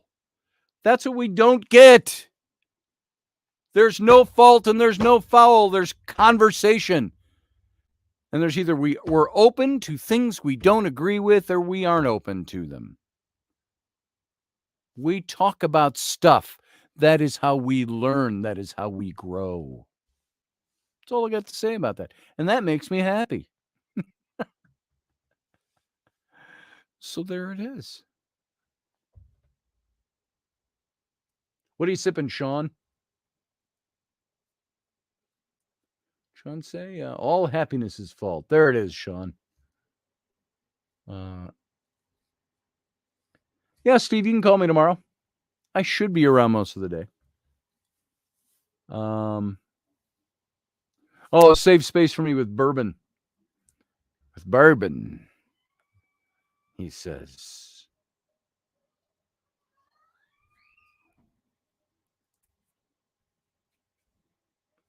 You know, I can see your life, Carly. I look at your life and I look at Roger. I know you guys have a handful with a daughter who you love immensely. But at the same time, I look at this little bit of joy and happiness that came into your lives. You had a baby, and then all of a sudden, it's changed your entire lives. From what I understand, and you've talked about this before, you guys don't have a normal life because you've got a child that has special attentions. You need to give her these attentions. And it's draining. It keeps you awake. The constant seizures, things like that, the sleeping, the situation. It's something it's your life took a very different course. And I wouldn't want anybody to misinterpret that. And I don't want you to misinterpret that. So happiness for you has a very different thing than happiness for me. The point I'm getting at is the deeper point, is that there are things we can be happy about. And that's got to be tough for you guys. There's times that's I don't know how I'd live that kind of life. It's something that is so hard, would be so hard for me. I suppose you rise to the occasion. And so I look at you, Carly, and I look at you, Roger, and I lift you guys up on a pedestal. You guys are doing something amazing with things you never thought you'd have to have tools to develop for. That's all you've been living for. I can't remember how old your daughter is. I think she's 6 or 7. I can't remember. But that's your life. It's become your life. You just say, I don't know how I live this life and do it on the daily. I don't know how you do either. You know? These are, and don't take this any wrong way or any insensitive way, but in our distant past, these are the children that parents had to leave on the side of the road. These are children that parents dropped off at institutions that could take care of them better.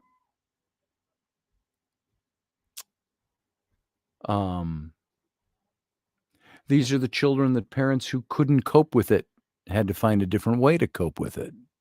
I get that. And you guys are there. It's your life. It's not the life you chose, but it's the life you chose to remain in. And that says a lot about your character.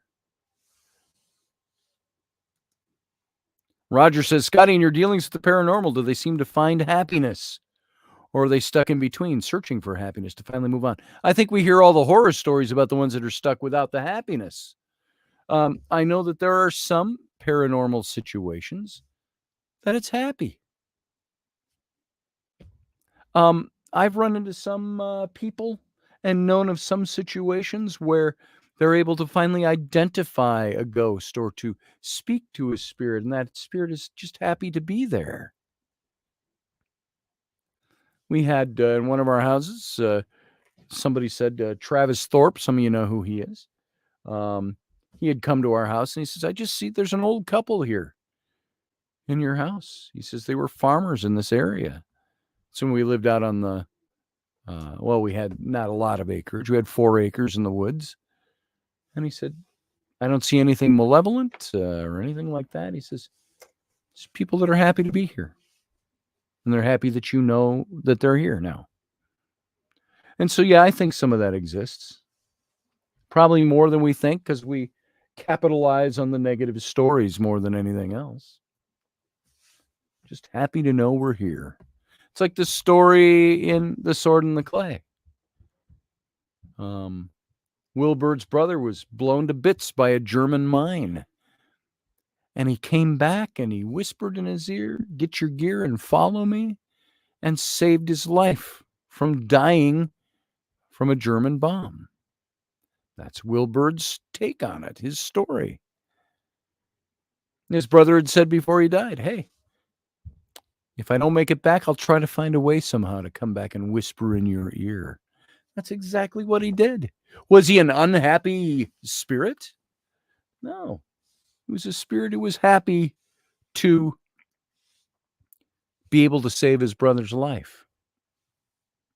And the bigger question on a paranormal scale that I ask, how did he know his brother's life was in peril? He was watching over him, sure. But can ghosts predict the future? Can they prognosticate something is going to happen? Because he woke him up. How was he keeping watch over him? Did he get minute-to-minute information, the ghost of his brother? And of course, these are all things, we place them in these storybook categories, hypotheticals. Oh, nobody knows if there's really ghosts. Yeah, people know there's ghosts. Not everybody's experienced one. It's that same thing with happiness. Not everybody's experienced happiness. That doesn't mean they don't exist. So it's that kind of thing. And Steve, same thing. He says, "I'm just coping with losing my baby sister, and my sister-in-law isn't doing well either now. And trying to get everything set for the services for my sister." I understand that. I've been there. Not my brother or sister, but my aunt. I had to do that for my aunt when she passed away. Making those arrangements. I get it, Brother Steve. So,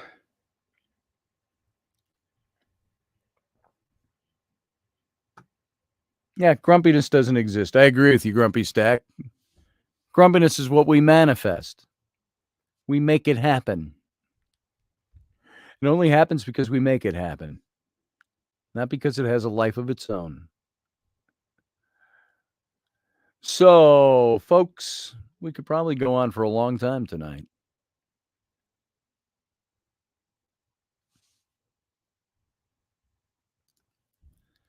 Niall says, "I did not attack a single person or mention a single name. This is a train of thought," which Scotty himself brought up. So these are my thoughts in respect to Scotty showing its context. There you go.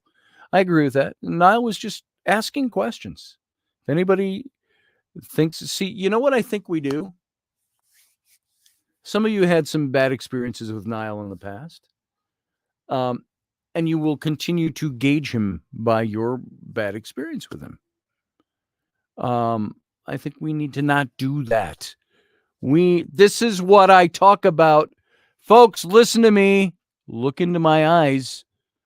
When I've talked about being not woke, but awake and aware that you are awake, are you truly awake? If you can hold something against somebody else for the way they said it, that's not awake. You're trapped in being asleep. Push the sleep aside. Be awake and be aware that you're awake in the world and that you think differently. What makes you awake? It's that you are aware that there is something different than the normal.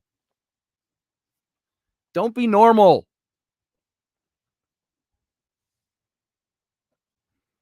That's what all this stuff has been about all along.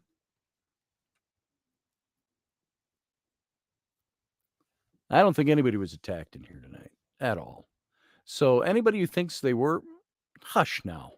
You weren't. Nobody was. Everybody was talking, some to different degrees than others. And just leave it at that. Take it in. Move along. Marie Keithley, just listening, I want to say I appreciate all the points of view. Thank you for the conversation, says Marie. Marie, thank you for being here. Thank you for listening.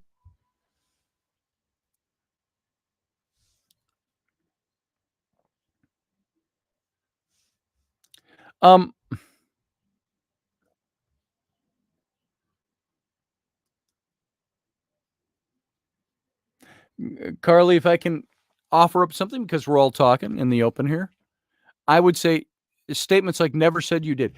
You're coming back at it. It's being defensive. Don't be that way. Just go, okay. Thanks, Niall. Thanks. I appreciate the fact that you said that. You say you sound like you take things for granted. If you're not happy, you're breathing. I never once had a bad experience with you until tonight. And I didn't even see the bad experience happen. So it went right past my face. I think what we've got to stop doing is making assumptions about other people. Be awake and be aware that you're living in a world that's a dream world and you have to rise above it. We have to break ourselves free of that kind of thinking on either end. So,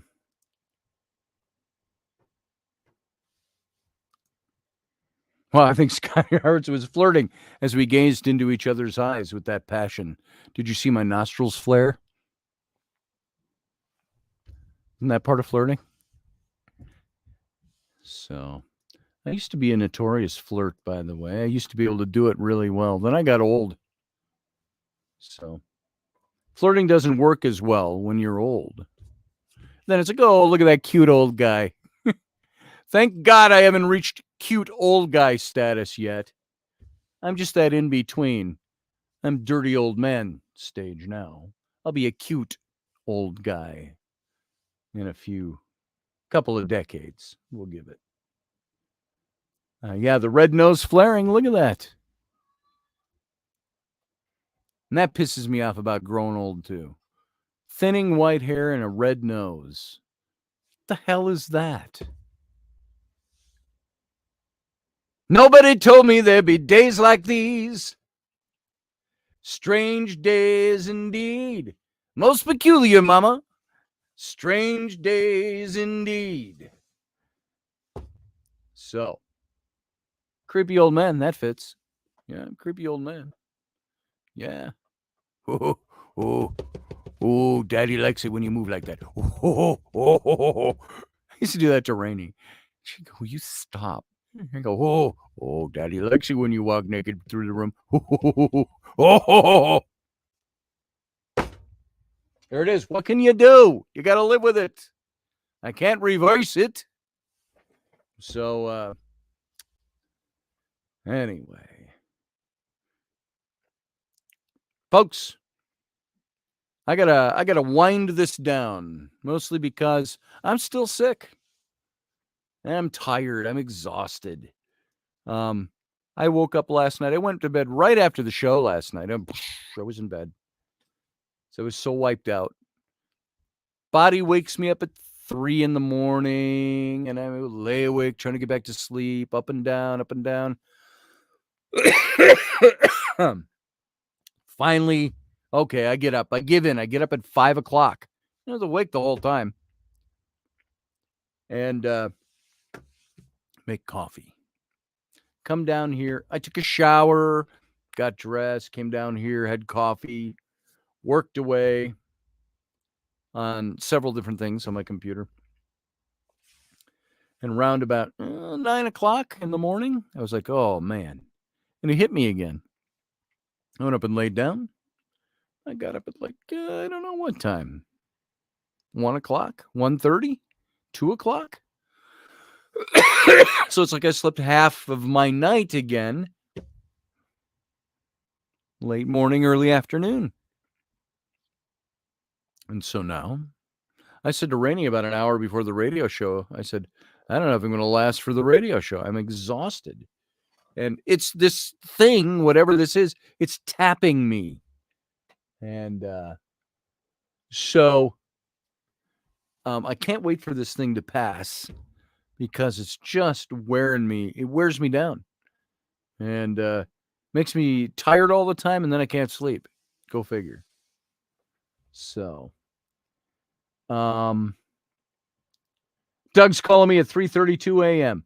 I'm going to put my phone ringer on silent tonight, folks. Thank you, Carly. I'll feel better soon. Rainy's feeling better. I'm feeling better in general, but I'm worn out. My muscles are so sore. Some of it's from the cough. It's like almost from my kidneys and my back all the way up the sides of my back into my shoulder blades. And I'm like, oh, I need a massage. I wouldn't ask my wife, who is one of the most wonderful masseuses in the world, wouldn't ask her to massage me right now. She feels just like I do. So, so there it is. Anyone want to come over and give me a massage? Come on over. Except you, Doug. I don't trust your hands. I know where those hands have been. Slap you on the knuckles. I'm not getting the notifications for the show. It's set for, I don't know why, Steve. I tell you, that's a system thing. I don't know why. Thank you, Carly. I have strong hands, says Scott Allen. Well, come and work my back. Rainy needs a massage. So she'd probably go, yeah, let Scott come and massage. So. Oh, Dave Potter said, as I said before, everyone's opinion is important, even if it's contrary to your own. Using opposing opinions to try and understand the viewpoints of those who come from different places in life. Bada boom, bada bing. There it is. That's exactly what we believe here.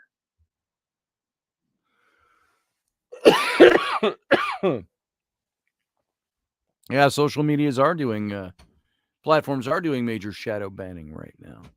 It's because they want to formulate what you believe, who you like and who you dislike. Like that quote I read from Tucker Carlson from earlier. I'm going to read it again because it's important.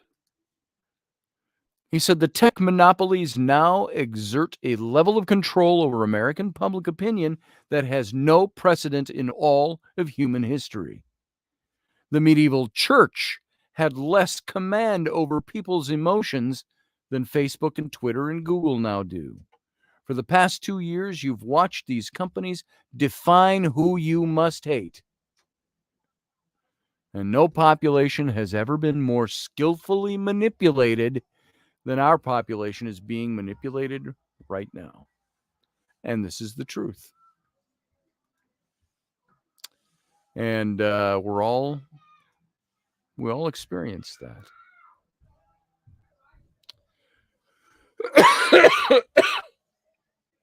Scotty, can I have your autography? Sure, man. What body part do you want me to sign? Giggity. All right. Here we are, folks. I'm going to go to bed. I've now worn myself down to a nub. Thanks for being here tonight. I always say I can't do a 2-hour show, but we tend to do one every night, don't we? So it's now a little more than a minute until 11 p.m. Central, midnight out east. And so thank you all for being here. We'll be back tomorrow night. We'll talk a little bit more about some of this stuff. Self-esteem. Your self-esteem will drive what you believe about love, about happiness, about hate, about everything. You got to learn to trust yourself. And below all of the psycho babble talk, spiritual babble talk, you need to be awake. You need to find out what it means for you to be awake. Doesn't mean you're not smart. It means you're the smartest person on your block, and you're still not awake. All right, folks. I'm out of here. You have a good night. You know what? Live long,